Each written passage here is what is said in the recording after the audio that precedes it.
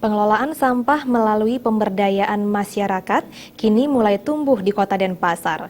Hal itu diantaranya terlihat dari terbentuknya beberapa kelompok pengelolaan sampah secara swadaya dan swakelola di Banjar-Banjar maupun desa kelurahan. Partisipasi aktif masyarakat tersebut mendapat apresiasi pemerintah Kota Denpasar. Persoalan sampah bukanlah tanggung jawab pemerintah semata, mengingat sampah justru dihasilkan oleh individu. Untuk itu diperlukan kesadaran masyarakat melalui pemberdayaan untuk mengelola sampah, misalnya dengan mengelola sampah plastik menjadi barang yang bernilai ekonomis.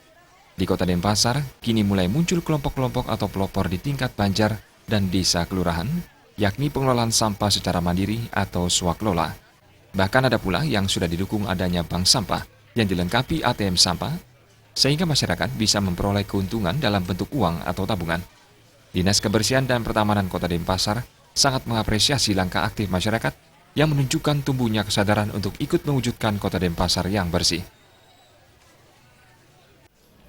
Memang dari DKP selalu mengajak agar tumbuh peran masyarakat terkait dengan kebersihan lingkungannya. Nah, hal seperti ini kami dari DKP sangat mendukung sekali. Dan mudah-mudahan ini bisa diikuti oleh desa-desa lain di seluruh Kota Denpasar. Kalau sudah banyak hadir kelompok-kelompok sejenis ini menyebar di Kota Denpasar, tentu beban DKP perlahan-lahan itu akan berkurang kegiatannya. Karena kita akan bisa fokus DKP-nya itu hanya melayani dari depo-depo, TPST, dan TPS yang ada di Kota Denpasar. Wali Kota Denpasar Ida Bagus Rai Darmawijaya Mantra juga mengingatkan masyarakat untuk mengubah mindset.